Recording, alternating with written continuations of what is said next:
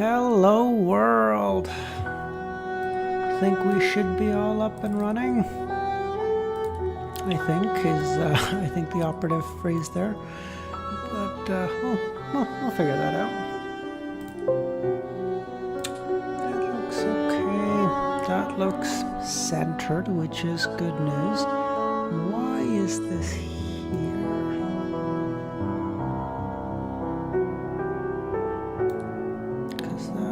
Detract from that.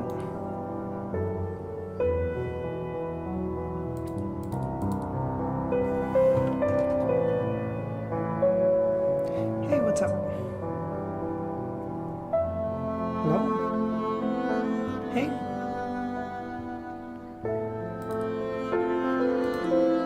Oh, okay. Give me a second. I will figure that out. Okay. Hey DSV, how you doing, bud? Yeah. Just give me 2 seconds. I'm just gonna wait for 2 more minutes. I'm just getting something set up here, and then we'll get started on chapter 76 today. All right. I'm gonna try to make it to 80, but I don't. We'll see. If I start getting real sleepy, then we might quit it a little early. We'll play it by ear. Yeah, give me just 2 minutes. I'm just figuring out some stuff for OBS.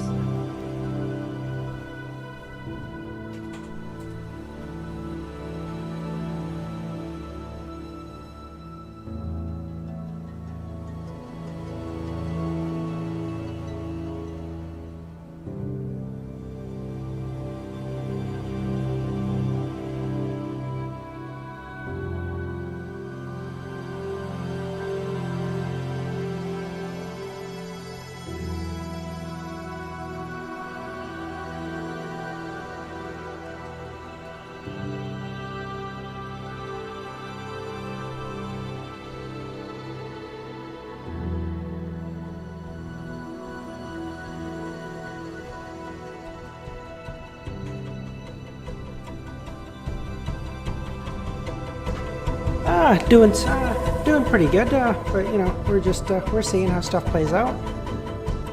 Hey.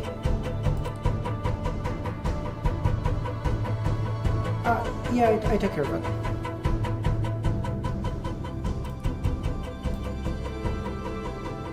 Oh, yeah, no worries. Okay. Yeah, no worries. Let me know if you need anything. Alrighty, how was the other stream that you guys were coming from? I wanted to join, but I'm sort of in this predicament of I can't really join without, I'm sure, spoiling something in one way or another. So I decided against my better judgment to not.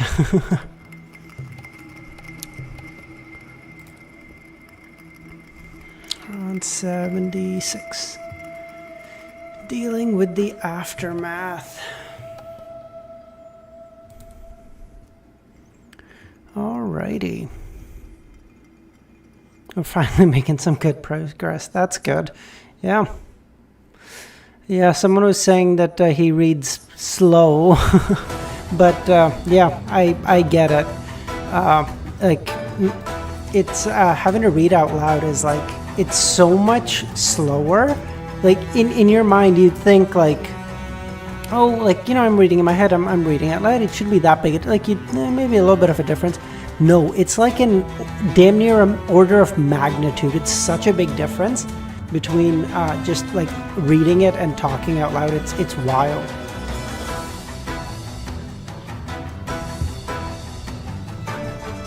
Yeah. Chapter 76, Dealing with the Aftermath. Bang.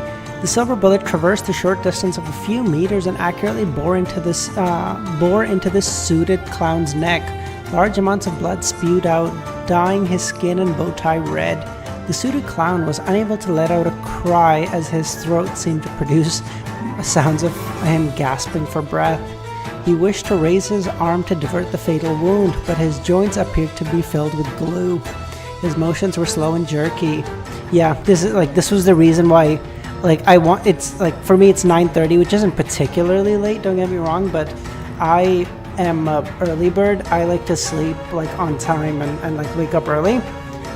And this stuff was bothering me. I was like, dude, I can't not know what's happening after this. I was like, even if I only get like 2 or 3 chapters in, we'll figure it out. It's better than nothing. Having entered a half cogitation state, Klein was not stunned by the appearance of blood. He pulled the trigger once again calmly, as though it was his usual daily practice. It's 2:30 for you, bro. Where are you? Where are you, DSV? Yeah, no worries. You're good, Ramiro. I appreciate you popping by it all day. Yeah, go to class. Yeah, my Mondays just suck ass. I have 7.5 hours of classes in an 8-hour period, just back to back from 8:30 to 4:30. Like, holy shit. So I get it, but yeah, go to class. Seriously, I appreciate you popping by. Hey, Kami, nice to have you too. 2:36, bro.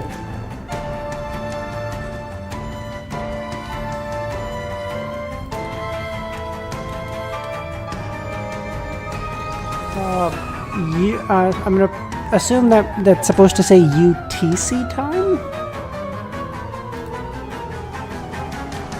like Central European time.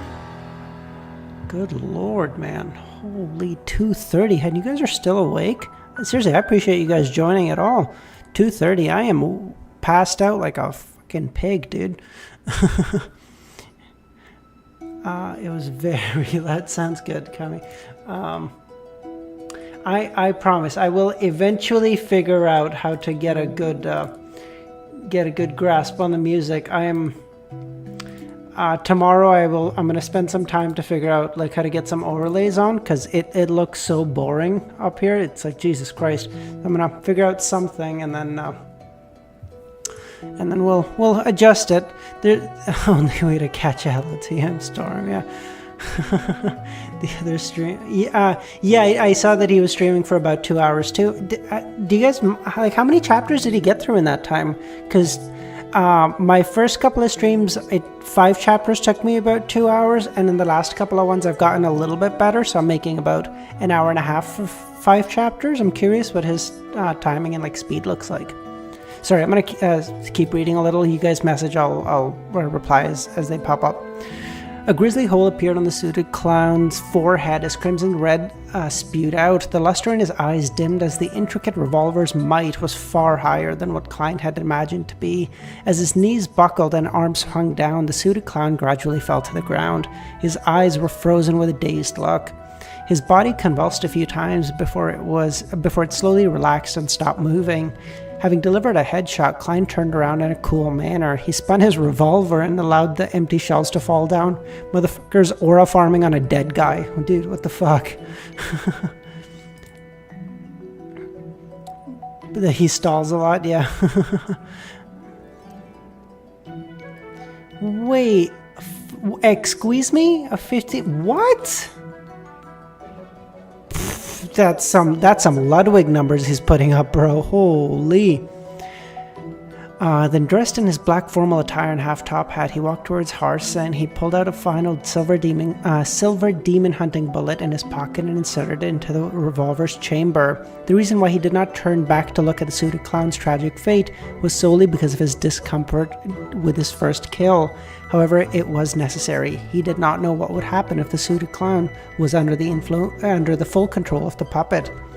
Furthermore, he did not dare risk entering sealed artifact 249's effective range. After all, no one knew if something odd would happen that prevented his riskusing luck enhancement ritual to fail. Self-rescuing. Holy shit, I'm so stupid. That took way longer than it should have. As for the items on the suited clown, Klein only cared if there was the so-called clown potion formula or the relevant clues. However, this was not something he was in a hurry to find out. In a while, he could do it together with Dunn, Ayur, and company. If the Nighthawks had it, it practically also meant that he had it. There was no way that they would be unwilling to share the potion formula for Sequence 8. At most, he would be required to accumulate his contributions over time. After all, he had only just become a seer. It would be a long time until he fully digested it. I'm not gonna lie to you guys, I got like a bit of a spoiler. I was when I was making my first video on LOTM, I looked up a little bit. I think I was about 35 chapters in at the time, but I looked up a little bit just to see, that I wasn't just talking out of my ass for the video. And I saw that he digests on average a potion at give or take about 90 chapters or so, was the math I did. I think every 90-ish chapters he'll between having taken the potion and fully digesting is generally about 90-ish potions or chapters, Jesus Christ. So I think around I don't know what time he got it, probably like 130-ish or so he'll probably end up he'll fully digesting it, if I had to guess. And I did also see that not long after there was never like a long time between when he fully digested one and he ingested another one. I promise that's all the spoilers I know. I'm not hiding anything else. But like I know, like if he fully digests it at like 130 or something, he gets the next potion like relatively quickly. Like he'll get it within 10, 15, 20 chapters or so. So there's never like a long period of time between when he's when he's waiting between potions or anything like that. Which I guess makes sense because his whole thing is just about like max farming XP points effectively. So that like makes sense. But so I know he'll get his second potion in like, I don't know, 60 chapters, give or take. I don't know the numbers off the top of my head, but I have like rough ideas. If you want, I have like 20. I might take you up on it just because I'm gonna need like really weird like dimensions and stuff, because it's gonna be like a horizontal, it's gonna be like horizontal up until here, and then like vertical down here, and then like have chat on this side. I gotta figure out I know how to integrate chat, but it's apparently through YouTube. It's kind of a pain in the ass as opposed to doing it on Twitch, which is fantastic to hear.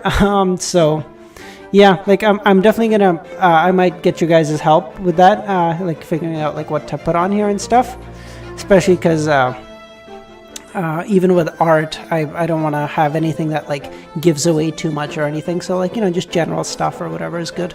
So we'll definitely figure that out, Romero. As his thoughts churned, Klein quickly walked next to Harson. The gentleman in his gray windbreaker struggled to sit up, but failed at every try. He was covered in dust and mud from the fall. "Mr. Harson, what do you need me to do?" He asked, squatted down. He pointed the revolver in his hand at the ground in case of a misfire. "Bro, put it away. What the f*** are you holding it for?" "No worries, Sound thing. Thanks for joining. I appreciate it." Air gasped for air inside. The monster was too strong, if not for its weakness. Then he pointed at the sky blue metal bottle beside him and said in a self-deprecating laugh, "I was trying to consume some medicine, but my hand shook." Damn, did he break the bottle?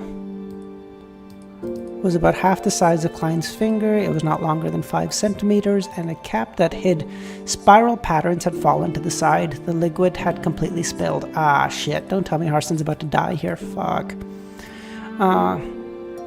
Klein reached out to pick up the bottle, and he looked at it with narrow eyes. He answered helplessly, "Mr. Harson, there are only a few drops left in the bottle." "Go to Borgia and search his body in his inner pockets," I heard as he gasped for medicine. "All right."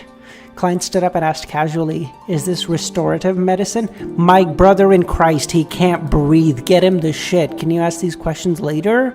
"What is this?" This is like someone's entering like anaphylactic shock, and they like hand you their EpiPen. You're like, is this gluten free? Like, kill yourself, dude. Just help him. He's dying. What are we doing?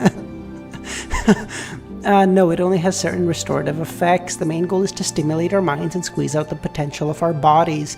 It allows us to maintain a decent state for a short period of time until we return where we can receive treatment. Ayur attempted to sit up again, only to fall again. Its name is the goddess's gaze. Remember to let Borgia drink half a bottle. Klein did not delay any further as he turned down. He briskly arrived at Borgia, who was groaning in pain. He found the uniform sky blue metal bottle from the Nighthawk's pocket. After removing the cap, he carefully held the bottle to Borgia's mouth. Having sensed it, Borgia tried hard to open his lips. The bottle was held up as dark red liquid flowed into Borgia's mouth. Wait, hold on. Dark red liquid? I thought that one was blue, no? Had its patterns as he looked. Sky blue metal. Oh, metal bottle. I guess they can't see what's inside. I see. Okay.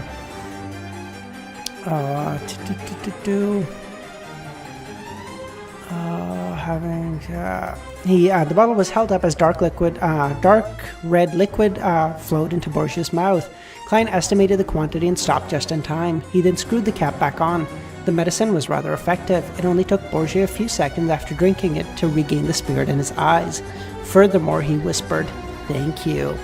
With that said, he pressed down on the ground as he slowly sat up.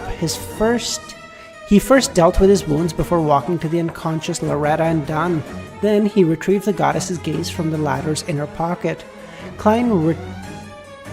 Wait, didn't he already have it? What do you mean retrieved? He got dunce. Sorry, I'm a dunce. I'm sorry. Klein returned to Ayer's side and fed him the remaining half bottle. After Ayer panted a few times, his actions suddenly became nimbler. He stood up as though he had never been injured. "I'll help Borgia. Help that partner of yours." The gentleman with the charm of a middle-aged man pointed at Leonard Mitchell. Dude, I like Leonard. I hope we get to see more of him. We only saw like a little bit earlier in the story, and everything I've heard from this guy, I like. All right, so I hope we hear more about him. All right, Romero, I appreciate you popping by, buddy. You have a great day at school. I'll do another stream tomorrow, a lot earlier. So, yeah, you have a great day. Klein had no objections to it. He turned around and jogged to the poet. "Leonard, there's no need. I can drink it by myself," Leonard, with his disheveled hair, smiled as he raised the sky blue bottle. Upon seeing Leonard agilely get up by pushing up with one hand, Klein, who wanted to lampoon, was suddenly stunned. Dude, lampooning is like his whole character. I love it. "Leonard is our dear poet." Okay, well, I hope that means he's in the story for a while. If he dies in like 20 chapters, I swear to God. Leonard's injuries are lighter than I expected. He had the ability to consume the medicine from the very beginning. That also meant that he could see me walk counterclockwise as I did the luck enhancement ritual. No, that's alright. I had chanted inwardly, and the luck enhancement ritual does not appear in an odd way, or the suited clown would not have fallen for it. But even so, Leonard, who had long recovered but chose to watch by the sidelines, had seen quite a lot. Things like me not being affected by 249 and my sneak attack on the suited clown. Just as Klein's eyes narrowed slightly, Leonard, who was walking in his direction, stopped beside him and chuckled softly. "I actually wanted to save you, but discovered that you didn't need it." "Don't mind it. There are many special people in this world that can always do things others can't, such as you." "And me." Leonard smiled as he went past Klein and walked to the awakening Dunn and Loretta. Narcissist. Prepared to read lampooning a whole lot more. Love it, yeah. Klein thought silently as he felt a lot more relaxed. From the looks of it, Leonard Mitchell hid quite a bit of secrets. As he regrouped with the rest, while deep in thought, he saw Captain Dunn wear a cloth and pick up the indigenous family notebook that was covered in the yellowish-brown bloodstains.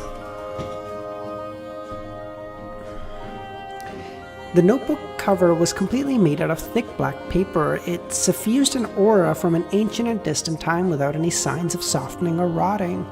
It was nearly identical to the one he saw in his dream. He even suspected that flipping it open would only make him see the fool wearing splendid headgear. Wearing splendid headgear? What the fuck? Is this a thing I don't remember? What is that? However, he soon realized that he was overthinking things since Dunn had flipped open the notebook to make a final confirmation. Klein was unable to discern the words on it due to his poor angle, but he was certain that there was no drawing of the fool with his gorgeous clothes and splendid headdress.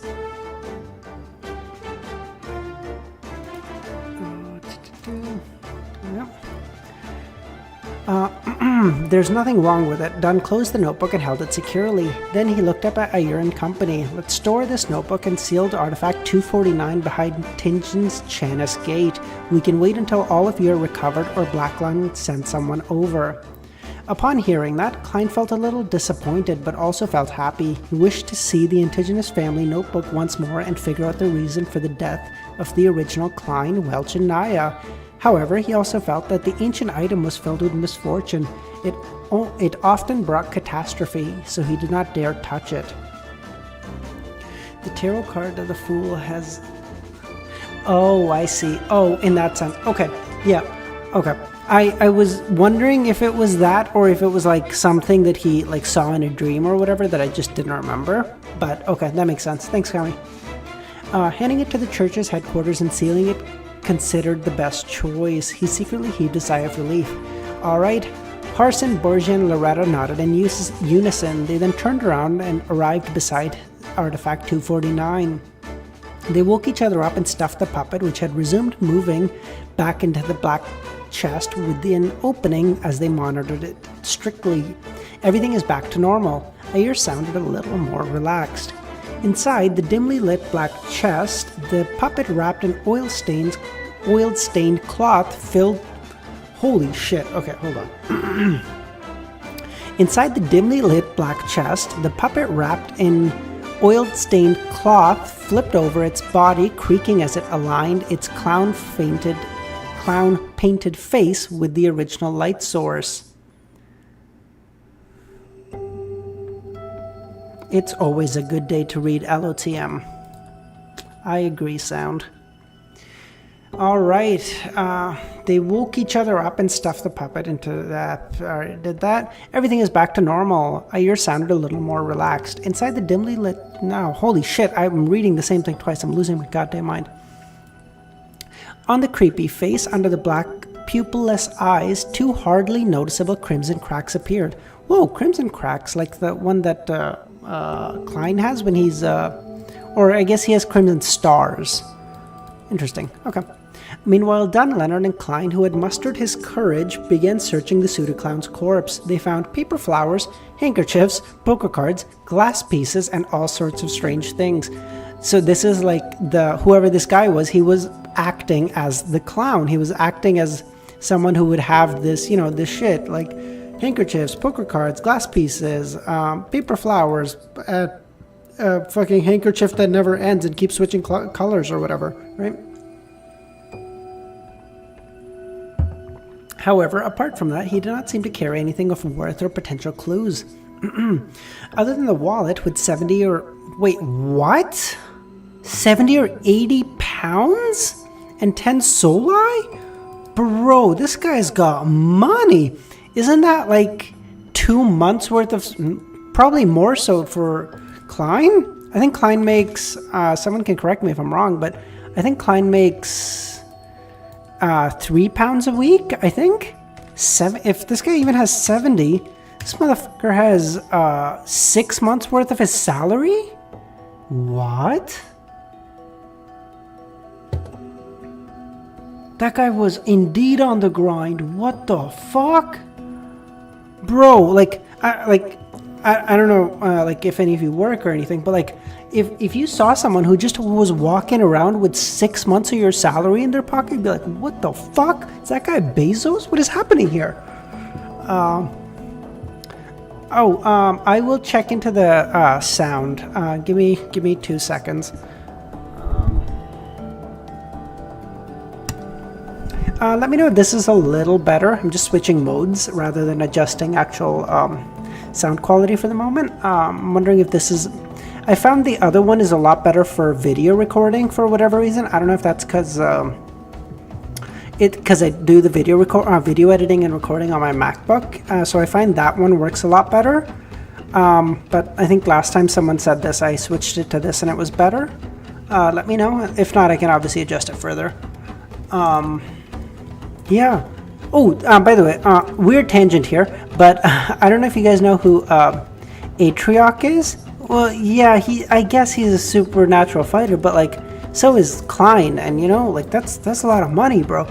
Like, I don't know if you guys know who Atrioc is, but he's this streamer, and he did this calculation on stream, and it was like, you know, if your wallet had anything less than $800 in it, it wouldn't be worth Jeff Bezos's time to bend down and pick it up in 2 seconds. Like, it literally wouldn't be worth his time, which is fucking hilarious to think about. It's like, that's what this clown felt like, just walking around with 80 fucking pounds in his pocket. Jesus. With money in mind, he immediately looked down and inspected himself. His face nearly fell, literally. His formal suit that cost several pounds had torn in 5 or 6 spots, which required mending due to his rolling on the ground. Furthermore, it was covered in dust and stains. Dunn shot him a glance as the corner of his lips curved up. Losses during a mission can be reimbursed. Reimbursed. Upon hearing the term invented by Emperor Roselle, Klein instantly felt wonderful again. Hey, Devil. How you doing, bud? Nice to have you. Thanks for joining. Oh, no. I appreciate you joining at all. I will say, you guys are like a really dedicated community for LOTM, man. Holy. God bless you guys. I don't know if you guys are like theists or atheists or whatever. I hope you don't take offense to that, but I think you know how I meant it. Yes, this suit just needs some proper cleaning and mending before it can be worn again. It will still be presentable. When the reimbursement comes, I can buy another suit and I can take turns wearing them. I'm not the kind of person that uses a reimbursement for something other than what it was intended for. Yeah, you are, bro. Didn't you use your reimbursement for the fucking divination club to buy dinner and buy your sister a dress and shit? Fucking liar.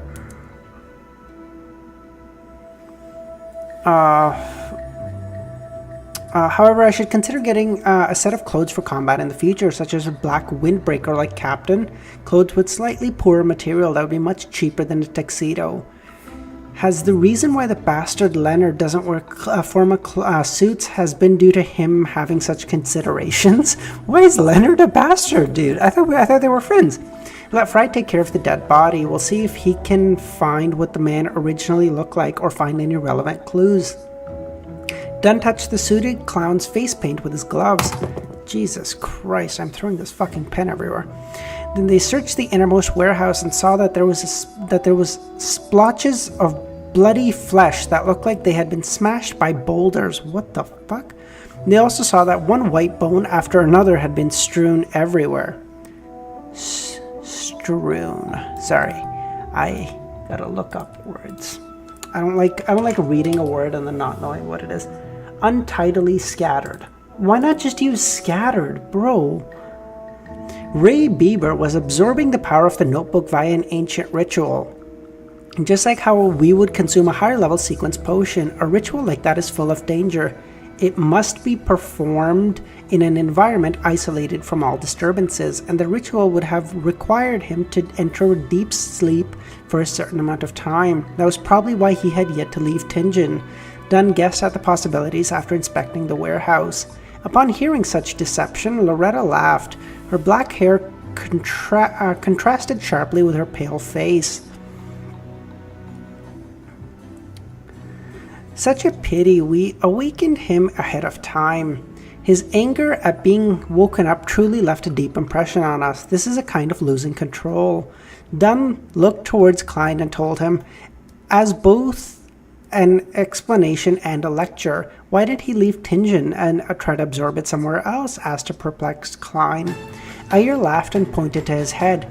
People influenced by ancients or sinister powers often lack in this department.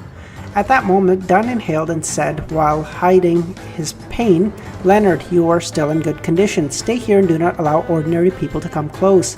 The rest of us will search for items among Ray Bieber's remains. We will return with them and the sealed artifact, as well as the indigenous family notebook. We will then get Fry, Royale, and the police to come here. Look at that. That chapter went by pretty goddamn quick. Well, I guess now that I look at it, 30 minutes, not particularly quick, but, you know, still, we take those. That's fine. All right, that's 80. That's 76 done. All right, at this rate, we might be able to get to 80. Are you friends if you don't insult each? That's a good point. That's a good point. Yeah, I can't remember a time that I thought of a friend and thought of anything kind in my head. It's always just, that shit ass. So, fair point. Chapter 77, Remnant Items. By the way, real talk, I don't know if I should get a webcam for streams. I never liked the idea of having one. I always just preferred to not and just be a voice. But for live streams, I feel like it'd be like infinitely better. Like videos, I think I'd still much prefer to not, but live streams maybe it'd be better. I don't know. Like instinctually, I still want to say no because I'm introverted and socially awkward. So I don't know, but I don't know. I'll see. All right, 77. All right, answered Leonard with a relaxed expression when he heard Dunn's suggestion. Following that, everyone walked out of the warehouse and came close to where Monster Bieber had self-destructed. With him at the origin, they began searching outward radially. Captain, what are we looking for? Klein looked at the rotting flesh and blood that was strewn everywhere. He held back his urge to retch as he looked at Dunn Smith beside him ponderingly. Dunn did not look up. Instead, he used his deep grey eyes to sweep the ground, awakening ahead of time, losing control, and becoming a monster. This means that Ray Bieber did not fully absorb the Beyonder's powers provided by the notebook. It also means that a part of his body is considered extraordinary, making it prime material. Oh, so like, how funny would it be if like his finger or like foot or something is like part of the potion needed for like sequence 8 or like maybe higher level sequence or something? That'd be hilarious. Oh, okay, that's good to know. Yeah, that's good to know that you guys don't really mind it that much without it. I don't know. I just thought like from your guys' perspective, just like again, I plan to get some stuff up here just to make it look a little bit more vibrant. Eventually figure out how to have chat sort of pull up here even if you're in like full stream so that it can be on the side or whatever. But like I just thought for you guys it'd be so boring to look at this stream. Like holy shit, it's just a wall of text. Holy shit, that's gonna be rough to look at. If you ever encounter something similar, make sure not to miss out on doing a search. It might be a relatively important item. So that's the case. Klein nodded slightly in enlightenment. In the blink of an eye, he thought of another matter. If the part where Monster Bieber had concentrated the Beyonder's powers were some indescribable part, wouldn't that be awkward? Wouldn't it be extremely disgusting to concoct it into a potion? Oh, Fool, thanks for joining us, bud. We just finished one chapter, so you really didn't miss much at all. It's just getting started on the second one.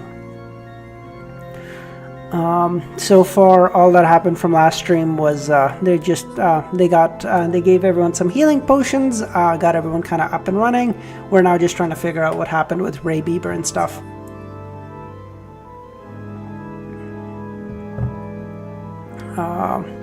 Just as Klein's mind wandered, Borgia, with his sharp eagle-eyed, suddenly shouted, "Found it!" Dunn and company immediately turned and closed in. Driven by his curiosity, Klein walked over to Borgia with a quickened pace.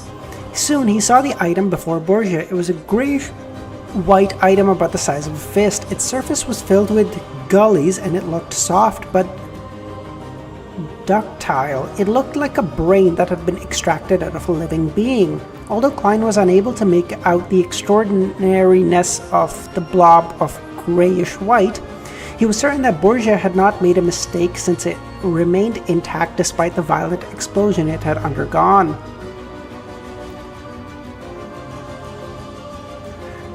Dunn carefully observed it and squatted down. As he extended and bent his right arm, he used his black-gloved left hand to carefully grab the grayish-white item. The moment it was touched, the blob of grayish-white immediately spread out into an extremely sticky liquid. Oh, that sounds disgusting, even just to say. At that moment, Harson took out a tin-colored square case. Tin-colored, isn't that just silver-colored? What the fuck? Removed the cigarettes from them and placed them into his pocket. Then he handed the square case to Dunn and smiled. "I know you only like pipes." Dunn chuckled and took the square case. Then he poured the grayish-white sticky liquid into the case for temporary storage. After storing it away, everyone did a cursory sweep of the area. After confirming they had not missed out on anything, they left. When they came out, they saw the horses digging into the hooves into the ground, clearly spooked and nervous. They had nearly escaped their reins. After storing... "I'll drive." Bourget covered his mouth with his hand and coughed softly. I know you're good at placating animals," said Ayer with a nodding smile. After boarding the carriage, Dunn, Loretta, Harson, and Klein, who continued their arm exercises, temporarily had nothing to say and fell into silence. When the trotting of the horses sounded while the carriage wheeled off, Dunn looked at Klein and deliberated over his words before saying, "I know you are filled with curiosity about the indigenous family notebook. You wish to understand what happened." "No, not at all," Klein subconsciously denied. "It was all an ancient relic filled with misfortune." Without giving him time to answer, Dunn continued and said, "However, I first have to report this to the Holy Cathedral. Only after they determine the confidentiality level of the notebook can we consider if this can be shown to you." "No problem," Klein gave a short and simple reply. Dunn continued his arm exercises as he thought before saying, "I once promised that you can be made a formal member of the Nighthawks when we confirm that Ray Bieber is a descendant of the indigenous family clan. Now, not only have we determined Ray Bieber's identity, we have even eliminated the monster and spoiled the Secret Order's conspiracy. In this entire process, your performance was outstanding. You personally killed a member of an evil organization. Therefore, I will fulfill my promise and immediately make an application to the Holy Cathedral. We'll wait for approval." "Right, I forgot something important. I still need to ask if you are agreeable to it. Mr. Klein Moretti, are you willing to formally join the Tingen Nighthawks as one of its members? Your salary will increase several-fold, reaching £6 a week. Furthermore, you will get a raise every subsequent year. Your salary will be paid for by the church and Iowa County's police department equally. You will also gain the identity of a probationary inspector. It will be very useful at times. As a support time beyonder, you do not always need to face enemies, but you will have to guard Chanis Gate once a week. Without the squad's permission, you are not to leave Tingen without permission. Furthermore, you have to keep this a secret from your family." By the time Dunn finished listing the restrictions and benefits, Klein was already thinking deeply for more than 10 seconds. "I wish to become a formal member of the Nighthawks." Only by doing so could he gain more access to mystery, such as the situation regarding the Secret Order. "Oh, hey, Murray. Thanks for joining." He is finally getting a promotion. His salary is doubling. Let's go, baby. He can afford more suits. Let's go. After reading the gathered Roselle diaries, Klein had some changes in thought about himself. Being skilled in mysticism knowledge to seek a way home was an immutable goal of his. Raising his strength further to more safely make the mysterious space above the grey fog do his bidding before using it to return home was a new addition to his goals. Just as Emperor Roselle said, simply relying on external powers is very dangerous. Furthermore, after becoming a seer and obtaining Beyonder powers, Klein sensed that he had a better grasp of the mysterious space. For example, he could pull another person into the gathering. Yeah, they're officially becoming middle class. This is awesome. This forced him to consider what possibly beneficial changes would happen to the mysterious space above the grey fog when he reached sequence 8, 7, or even higher. Of course, Klein knew very well that this was built on the premise that he completely resolved the side effects of the Seer potion. He could not be rush or be rash. Very well, once the Holy Cathedral approves of it, you will become one of us. Dunn's grey eyes were tinted with a hint of joy. At that moment, Harson, who was listening in, interrupted. "Klein, don't mind me calling you Klein, your performance was excellent today. You managed to kill a Beyonder from a secret order. I even suspect that he had reached sequence 7. How did you do it? I find it incredulous." The question has finally been raised. Having long prepared for it, Klein acted as though he was organizing his thoughts.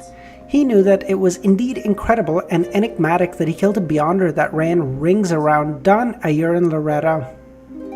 Ayur and company were not blind or dumb, so it was a matter of time before they inquired about the process. However, he never expected them to wait till this moment.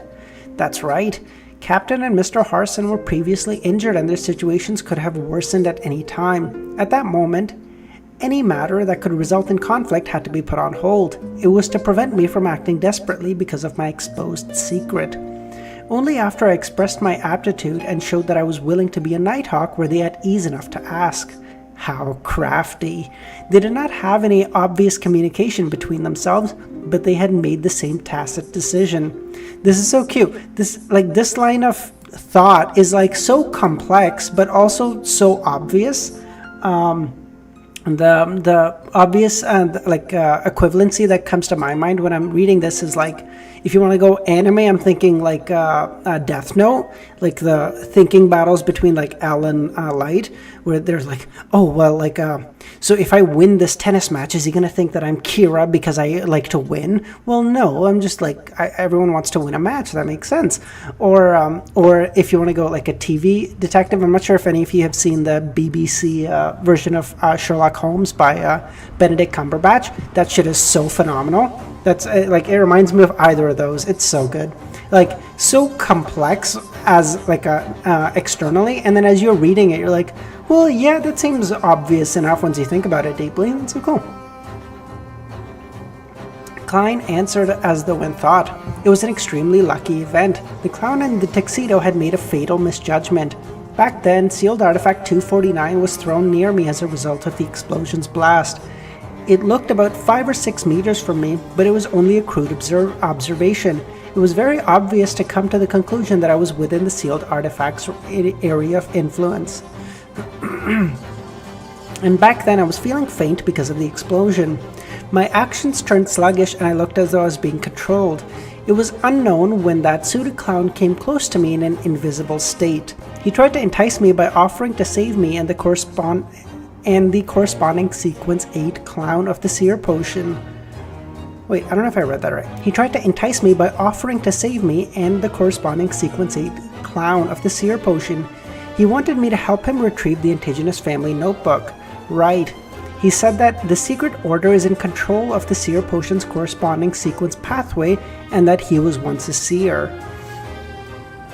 Klein recounted the situation back in detail. He even described the theories he had back then, including how he believed that the suited clown had divined that taking the notebook would be an extremely risky endeavor. Thus, he changed his plans.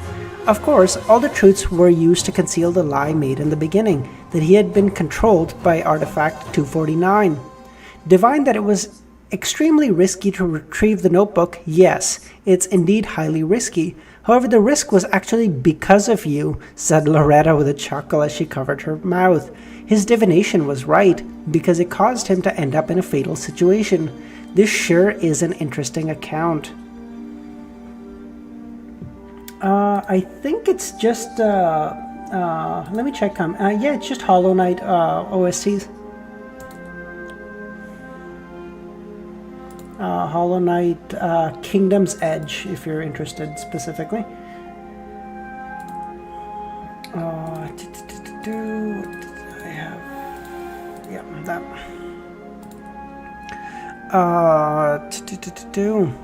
Klein was indeed taken aback before he nodded seriously. Indeed, divination is never crystal clear, and that vagueness only means that interpretation can be wrong.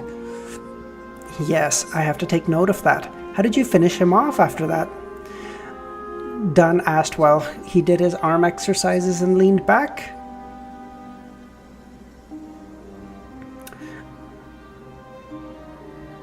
Are you heading out, Khajiit?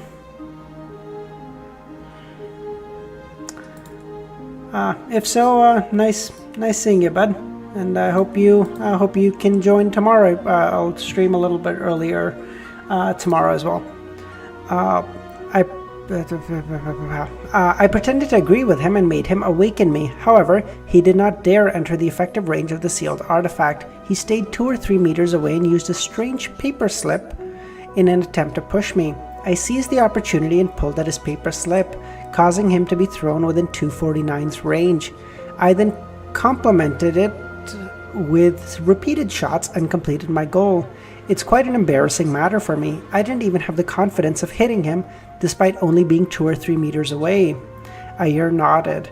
With his evasive abilities, a distance of 2 or 3 meters is not an absolute guarantee. You might be able to strike him, but fail to hit him in the vital spot. That would only make things worse. Your choice back then was impeccable. It can even be said to be outstanding. If I were in your shoes, I might not have been able to do it better than you. He did not ask any further. After all, the suited clown's entry into 249's area of influence basically sealed his fate. He became a living target. The subsequent sequence of a seer is a clown. How odd, Dunn said with a sigh.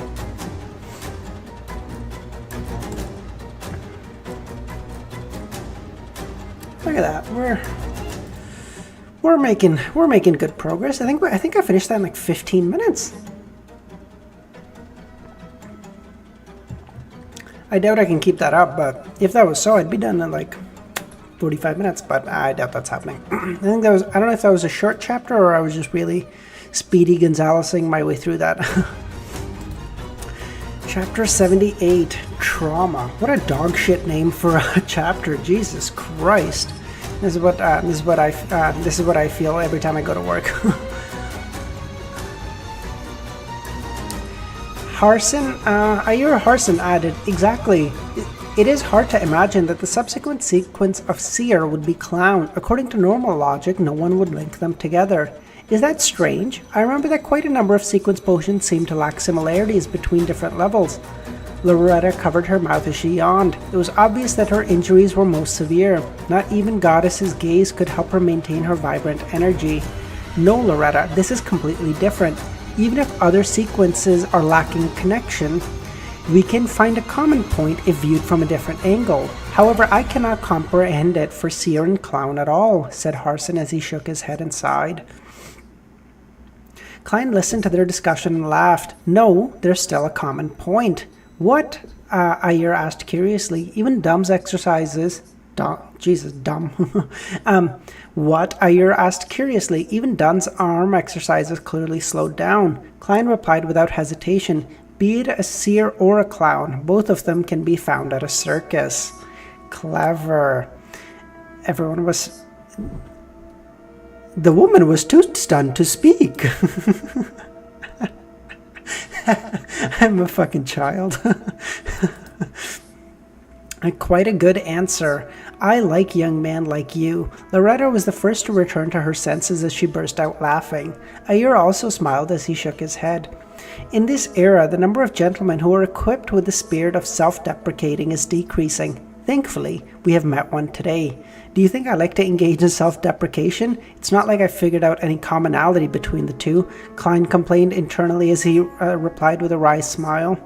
I only wish that the potion of the sequence pathway would not have been named like Beast Tamer, Acrobat, or Magician. That would really form a circus. Furthermore, it's a one-man circus. Haha, Dunn and company were instantly amused. It filled the carriage with a joyous atmosphere. The carriage proceeded straight for Zootland Street. Klein, who was not injured, was the first to enter Blackthorn Security Company. Goodness, what happened to you? Why are you like that? Roseanne exclaimed. Klein looked at his dirty and tattered suit and replied with his heart aching. There are always all kinds of accidents during a mission. Thankfully, the goddess blessed us and it ended beautifully. Praise the lady. Roseanne devoutly drew the crimson moon across her chest. Before waiting for Klein to continue, she asked, Do you need us to hide on the 3rd floor again? Is the sealed artifact really that dangerous? Trust me, it's more dangerous than you can imagine, replied Klein with a lingering fear. If not for his even more mysterious luck enhancement ritual, he would have perished under the proverbial hands of 249. Goodness, Roseanne's lips quivered as though she had still a million things to say or ask, but in consideration of how the captain was waiting, she held back her compulsion. She informed Mrs. Oriana and company to head up the stairs to the 3rd floor. The neighbors of the Blackthorn Company were either estates of the church or devout clergymen who vaguely knew of the situation. When all the civilian staff dispersed, Klein did not rush to the entertainment room to inform the other Nighthawks. He immediately returned and helped the captain and the rest escort sealed artifact 249, Monster Beaver's remnants, and the indigenous family notebook to the second floor. Through the partition, Dunn pushed open the entertainment room's door and said to the two Nighthawks who were playing Gwent cards. That's obviously a Witcher reference, Gwent cards. I'm not sure if any of you have played The Witcher or anything like that, but that is unironically one of the best minigames in a game of all time. I've spent like a dozen hours just playing Gwent inside Witcher 3. It's so good. Fry, Royale, both of you are to immediately head to the Harbor Tyrell's warehouse and aid Leonard with dealing in the aftermath. Alright, Royale with her raven black hair and cold expression was the first to stand up. Fry, with his black hair, blue eyes, and pale skin, stood up next. They put down their Gwent cards and walked out of the entertainment room. When they passed through the partition, they clearly paused. "Wait!" Dunn shouted, not letting anyone down their expectations.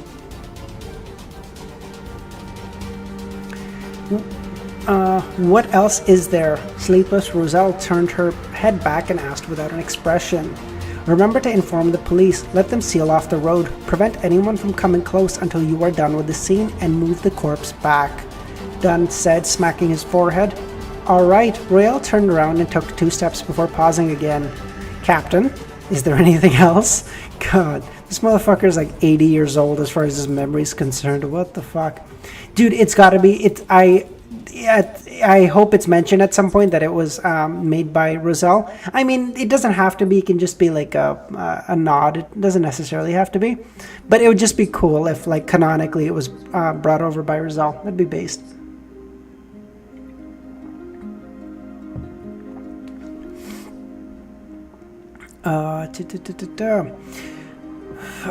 Royale nodded unnoticeably and walked towards the entrance. As for Corpse Collector Fry, who exuded coldness and darkness, he maintained his adequate pace. At that moment, Dunn added, "Remember to tell Rosanna, Miss Oriana, and the company that they can come down." "No problem." Fry calmly replied as though no emotion stirred in him. Klein watched as though 2 Nighthawks walked out the door and went upstairs before heaving a secret sigh of relief. He followed the captain and the rest underground. They proceeded straight to Chanis Gate. Ooh, do we get to see what's inside Chanis Gate? Because I don't think we've ever been there before. As Dunn gestured for Sleepless Kenley to open Chanis Gate, he instructed Klein, "Go to the armory and get Old Neil here. We need his ritualistic magic to heal ourselves." Bro, Old Neil's a healer too? That guy's goated. Holy shit. As the effects of the medicine began to wear off, his mental state gradually waned. "All right." Klein did not wait for the captain to continue, as he added, "I will watch the armory in Old Neil's place. I will also request for at least 20 demon-hunting bullets and wait for the Holy Cathedral's approval," curbing my curiosity about the indigenous family notebook. Dunn was instantly at a loss for words. He was like, "Holy shit, he took the words out of my mouth." "Captain, is there something else?" said Klein after beating Dunn to it. Dunn shook his head and remained speechless. He pulled out his cane and turned around. After walking a certain distance, Klein turned to the armory and recounted the happenings generally to Old Neil, who was drinking plain water. "He became a monster that lost control. You killed a Beyonder?"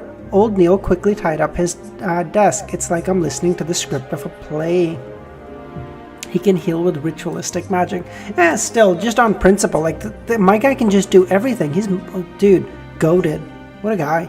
It's like, is a Beyonder, is a member of the Nighthawks, just gets, I don't know, I think he's, I don't know what his Old Neil's technical status is now, because they said, like, he was reprimanded a bunch because one, because of his old age, and 2, because he never wanted to move up in his sequence of his potions. Like, he just does whatever he wants. He's like, "Fuck you guys, bro. I don't care what the rules are. I do what I want." He mumbled as he circled around his desk and walked towards the corridor without waiting for Klein's answer. Klein asked out of curiosity, Mr. Neal, doesn't the church have real restorative medicine? Why would ritualistic magic be needed? No medicine made with ordinary ingredients can provide the permanent restorative effects of a ritual. Extraordinary ingredients are very rare, and most of them are not suitable for restorative medicine. You should know about Goddess's gaze, right? When the medicine is first made via a ritual, it would be a standard, real restorative medicine. But every minute after its completion, its effects evaporate until little of its efficacy is left. Oh, that's cool. So the Goddess's gaze they have in their pockets must have like an expiry date. Like, hey, best before fucking 3 months out or whatever, and then it just becomes useless. Or, I don't know, whatever the number would be, right? Just based on like, hey, if once it loses its potency beyond like 50%, it's just not worth keeping or whatever. I see, Klein nodded disappointingly. As a former keyboard warrior and avid gamer, it was a habit to yearn for medicine with magical healing properties. He watched old Neil leave and sat down, taking in the tranquility that he had not yet had in a very long time. In the midst of his piece, he recalled the tragic death of the suited clown. He recalled himself shooting coldly, the gruesome wound and the spewing of fresh blood. Klein's body shivered as he felt discomfort. He first stood up, then sat down, then slowly repeated the process. He also did some pacing back and forth. Phew! He let out a breath and decided to occupy himself with something so that he could stop thinking about those negative images. Klein took off his silk hat and formal suit. He then took out a handkerchief and a brush to clean off the dirt and mud. After a uncertain amount of time, he heard old Neil's familiar footsteps. Old Neil's gait... What the fuck? Like his walks, I see. Involved him walking on his heels, and he made a distinctive noise as he ambled down the hall. How tiring. Old Neil complained as he walked into the room. Tell the rest that no one is to come up here within the next hour. I need to rest, he said casually. Why don't you rest upstairs and I keep watch here, Klein suggested. It's too noisy upstairs. Roseanne is a lady who just can't stop talking. All right. We don't stop mansplaining for us, old Neil. God. All right, Klein did not insist. He put on his coat and hat, walked up, picked up his cane, and returned to the corner. Then he pulled the armory door ajar. He slowly walked on the empty path where he suddenly saw many rooms he had never seen previously by the side. There was a secret door here. Klein stopped at a spot around the bend as he looked at the room. He discovered that Fry had already returned. He was carefully examining a completely dissected corpse. Corpse? Klein's heart stuttered as he mustered his courage and approached the room. He knocked lightly on the open door. Fry stopped his action and turned around, looking over with his blue but cold eyes. Sorry for disturbing you. I just want to know if this is the corpse of a Beyonder, asked Klein as he controlled his tone. Yes. Fry's lips opened and closed, but only spat out a single word. Klein's gaze reached beyond him and landed on the corpse. Indeed, he discovered the familiar gruesome wound on his forehead. It's that clown. Any discoveries? No, said Fry in an abnormally simple manner. His mood instantly turned awkward. Just as Klein was about to bid farewell, Fry took the initiative and said, If you feel uncomfortable, you can come in and take a look. You will discover that it's only a corpse. Afraid that I'll be traumatized? Klein nodded. All right. He entered the room and came in front of a long white clothed table as he took a look at the corpse. The suited clown's red, yellow, and white face paint had been cleaned off, revealing an unfamiliar face that did not look anything special. He was in his 30s, had black hair, and a high nose bridge. What the fuck is a high nose bridge? What?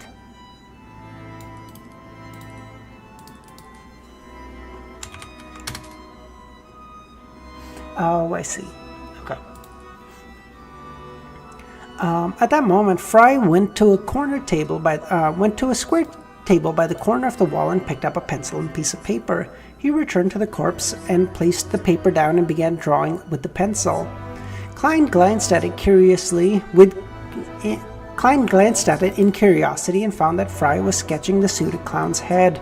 It did not take long before Fry stopped moving the pencil on the piece of paper. There was a lifelike portrait. Compared to the corpse, the only difference was the lack of the wound and the addition of blue eyes. What a talented genius, Klein marveled in surprise. I never expected you to be that good at sketching.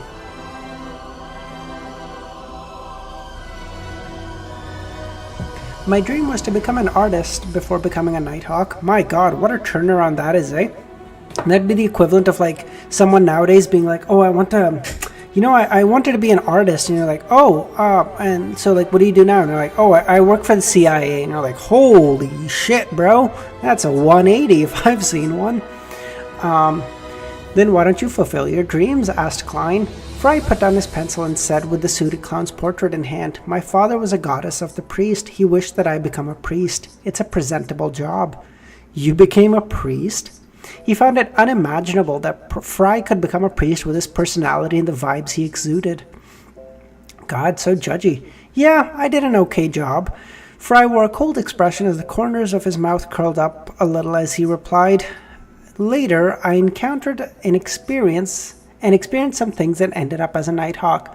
Klein did not plan on infringing his privacy, so he asked, you were once a priestess of the goddess, so why not choose to become a sleepless? Klein nodded. A personal reason, said Fry frankly. Furthermore, Madame Daly is a good role model. Klein nodded, and just as he was about to change the suspect, he heard Fry say, help me watch this room. I have to immediately hand the sketch to Captain. Closing a secret door is very troublesome. All right, although Klein was a little afraid of facing a corpse alone, he braved his fear in agreement. With Fry gone, the room turned quiet. The corpse laid there as Klein's heart turned heavy. He took a few breaths and, in bid to defeat his fears, approached the long table. The suited clown lay there silently with his pale face. His eyes were tightly shut, and he had lost all signs of breathing. Apart from the gruesome wound, he emitted the unique coldness of a dead man. Klein observed for a moment as his emotions gradually settled as he was calming down. He swept his gaze and discovered a strange brand on the suited clown's wrist. Gathering his courage, he extended his hand to touch it, hoping to turn it around and see it more clearly. Just as the ice-cold touch reached from Klein's fingertips to his brain, the pale palm that had lost all vibrancy shot up suddenly, grabbing him at the wrist. It grabbed at his wrist tightly. What? What is happening? Is he not dead? Do clowns or like seers have like a secret power of resurrection? What is happening? Is he imagining all this? Is he just having a nightmare? What? Oh my god, what a good ending. Fuck's sakes. Oh, fuck. I was thinking of maybe just leaving it there today, but fuck, I can't just leave it now. Oh, you bastards. Holy shit, that was at like, that was at like 0. I was like, oh, it's all chill now. Like, we're just gonna get like a nothing, and then it'll be like, oh, like, the past couple of weeks have just been pretty normal. Like, we're just doing stuff, and then we like maybe hear back about the Nighthawks application. Fuck no! Immediately went to 100. What the fuck, dude?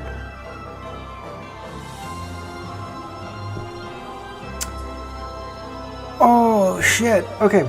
79. Another murmuring. Klein instantly felt his hair stand on end as the icy hand tightened around his wrist. He instinctively pulled his wrist back in a desperate attempt to escape. A heavy sensation bore on Klein as he used every fiber of strength in his body to yank his arms back. Bam! The pale, naked corpse was yanked so forcefully to the side that it fell from the autopsy table. However, the white, ice-cold fingers' grip remained firmly latched onto Klein's wrist. Wait, he's still dead? Is this just muscle memory? What the fuck is happening? Klein momentarily lost the ability to think. The only thought that went through his mind was to draw his revolver and riddle the corpse in holes. What the fuck? Bro, this is Victorian England. Do you know what the I don't know if this is canonically true or in the universe or whatever, but like, do you know what the punishment for desecrating a corpse is in Victorian England? Are you fucking nuts? However, as he could not retract his dominant hand, he threw his black cane and desperately tried to retrieve his revolver from his holster, to no avail. At that moment, the corpse's eyes rose, revealing a pair of calm blue eyes. His mouth moved as he muttered, Hornacius. Hornacius. As those three words were said, Klein was completely flustered as he felt that the fingers gripping onto his wrist began to loosen before dropping limp. By the way, I'm not sure if that's how you pronounce it, but that's how I pronounce it, bitch, so shove it. The suited Sorry. The suited clown's eyes were shut once again, as though nothing had happened at all. What the fuck? What is happening? If the pale corpse wasn't lying on the stone floor, Klein would have imagined that he had been struck by a hallucination spell. Yeah, that's what I was going to say. He staggered a few steps back and felt that most of his body was trembling as a result of the shock and fear. Klein gasped for air as he slowly regained control of his mental faculties. He looked at the corpse on the ground in alarm and fear. He drew his revolver and carefully retreated from the room, one step at a time. After confirming that the corpse was motionless, he took a glance at his wrist, holding onto the revolver. There were 5 deep red finger marks imprinted on his wrist. They silently described his encounter. Klein calmed down as vulgarities filled his mind. Fucking hell! I almost died from shock! After panting for more than 10 seconds, he began assembling items into his mind to quickly compose himself. He carefully recalled everything that he encountered and pieced together. Although he did not understand the reason for the clown's resurrection, he acutely noted the important part. The corpse had repeated the word Hornacius. It's Hornacius again. The indigenous family notebook had records of a nation of the Evernight in the Hornacius mountain range. While in cogitation or spirit vision, I would hear sounds that I shouldn't be able to hear, and among those sounds is the word Hornacius. Is the answer to all these questions on the Hornacius mountain range? There must be massive danger lurking there. For example, an evil god might be sealed within and using the various forms of attraction to achieve freedom. That's a fucking isekai mindset if I've ever heard one. While considering this, Klein carefully entered the room and touched the corpse a few more times to verify that it was completely dead. He didn't want Fry to see him mess up the place, so he mustered the courage to move the corpse back on the autopsy table. Okay, I was totally sure Fry was gonna walk in as the corpse was on the ground and he was gonna go, "What the fuck are you doing?"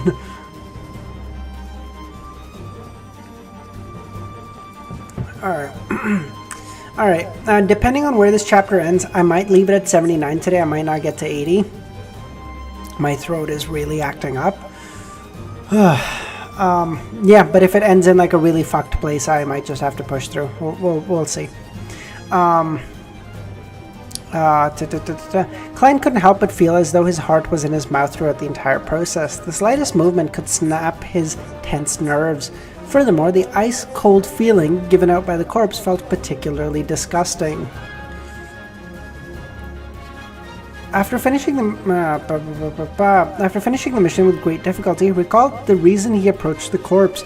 Therefore, he focused on the suited clown's wrist and looked at the strange brand. It was unknown when the brand had slipped off, shrinking into a spherical blob of blood which had tint of blue. Wait, what the fuck? The spherical blob of blood was the size of a thumb. It floated in mid-air silently in defiance of the laws of physics. What is happening? What is this? Klein muttered, but he didn't dare touch it. He had no intention of hiding the corpse, of hiding the strange blood sphere. Firstly, he did not know if it was a good or bad thing. Secondly, he was certain that Fry, who had examined the corpse, would have long discovered the brand on his wrist. It was even likely that he knew what the strange blood sphere was. And if Fry doesn't know, reporting it to the captain, letting the Nighthawks research it, is better than making random attempts, was Klein's train of thought. Good train of thought. Yeah, totally agree. Being in an organization meant he had to know how to make use of the organization's powers. Klein waited nervously for a few minutes before he saw the black-haired, blue-eyed, and thin-lipped Fry return. Okay, black-haired, blue-eyed, and thin-lipped. Tell me you can think of a better description of a fucking English man. No, like, this is like describing any English bloke ever. What the fuck? He instantly noticed the strange blood sphere and asked Klein a question he had previously asked himself.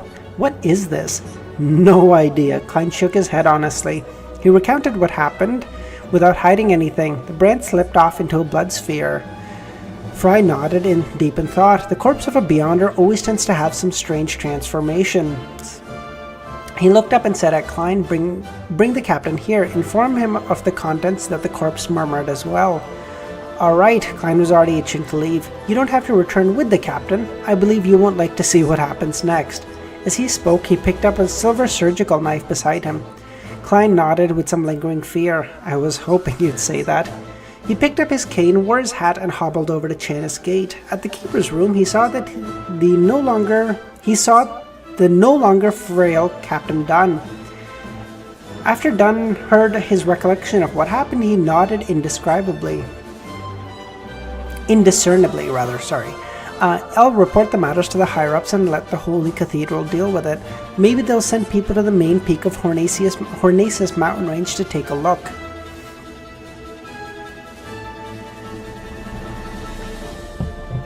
Klein answered briefly in confirmation, seeing that only sleepless Kenley and the captain were in the keeper's room. He asked casually, "Are Mr. Ayer and the others resting?"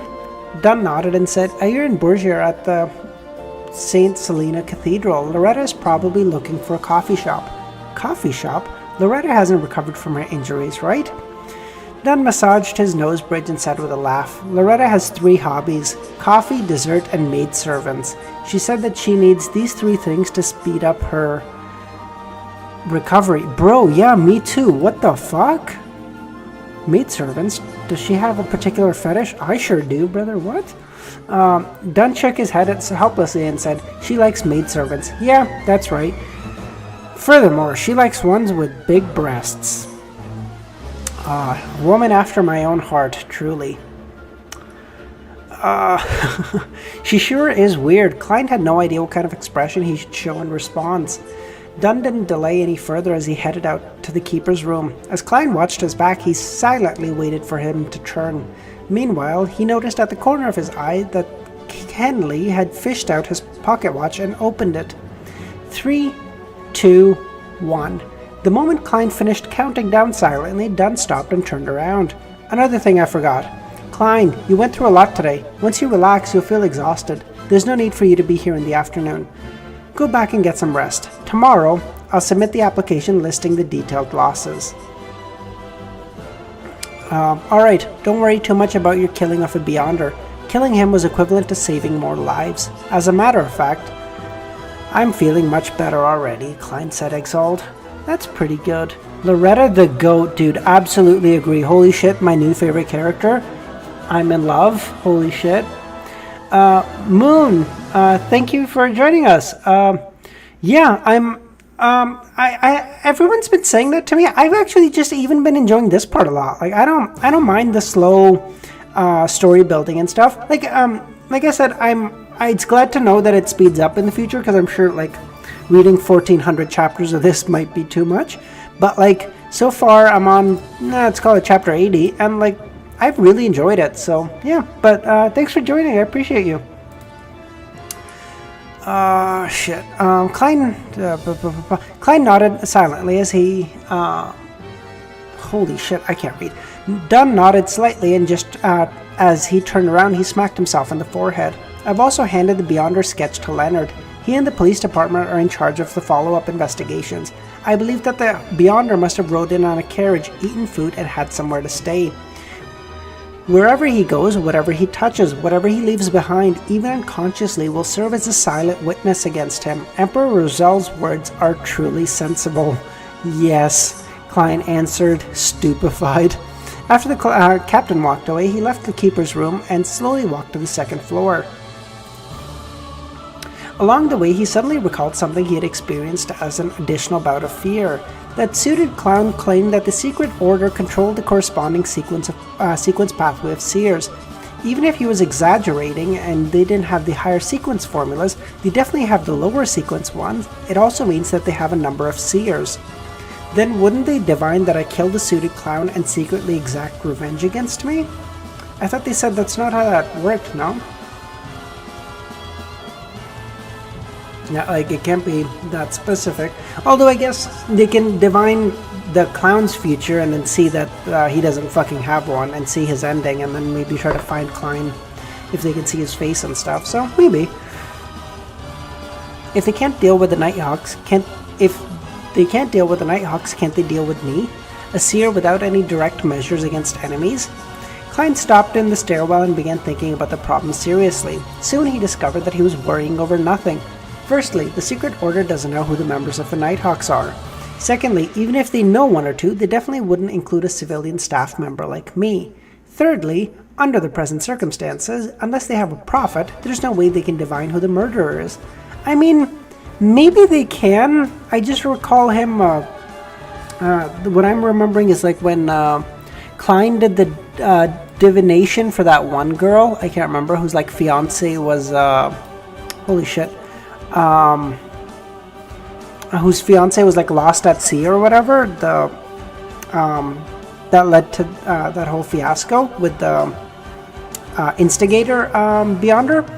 And he didn't see like everything, but like he saw when he divined his future, he saw that like, hey, he's at your house right now. He's at a house with like a windmill, so like clearly they can see surroundings of the person they're divining about.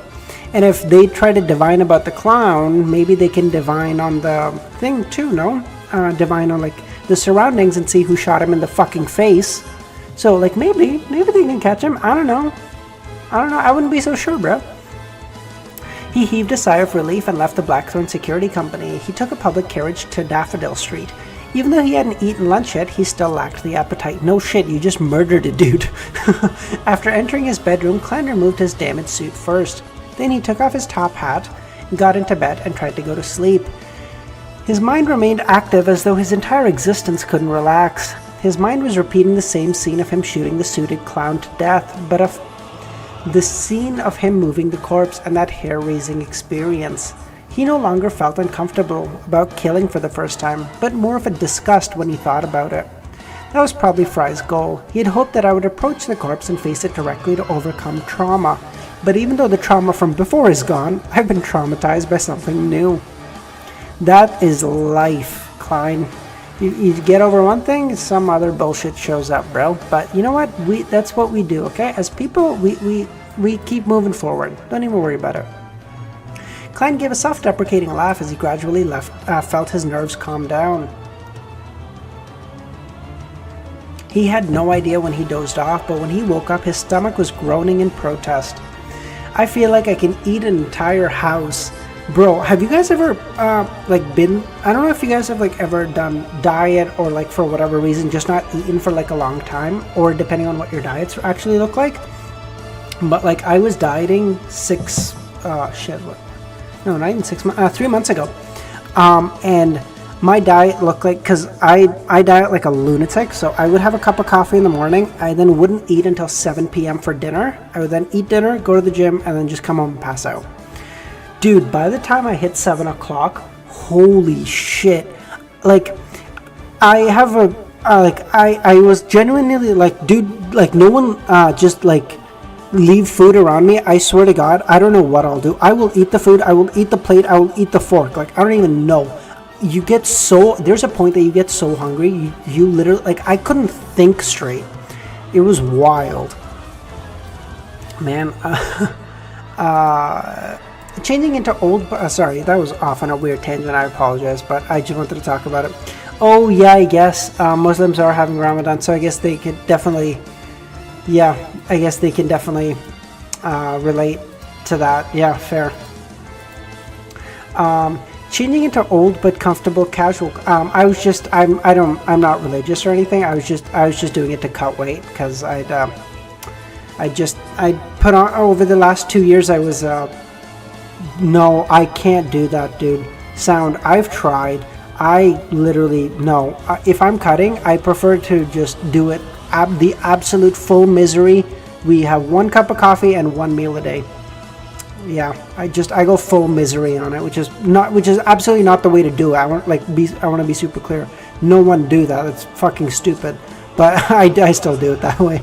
That being said, changing into his old but comfortable casual clothes, he briskly walked to the first floor. Before he could consider what to make for dinner, he heard the door open. Melissa, the corners of his mouth curled up at thought. Ever since he began taking the public carriage, his sister no longer returned home late. The key twisted as the door opened. Melissa walked in with her bag that contained her book and stationery. She looked at the kitchen and said, "Klein, there's a letter for you. It's from your mentor." "A letter from my mentor?" "Right. I told him, asking him about relevant historical situations about the Hornaces main peak." Klein was taken aback first before he recalled the matter.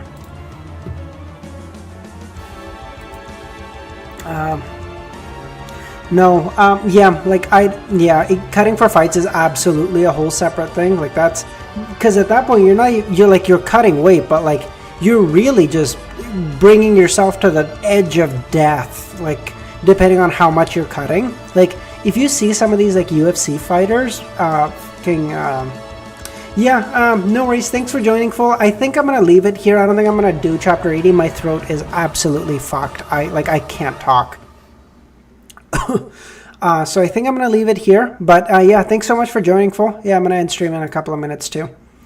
Cutting.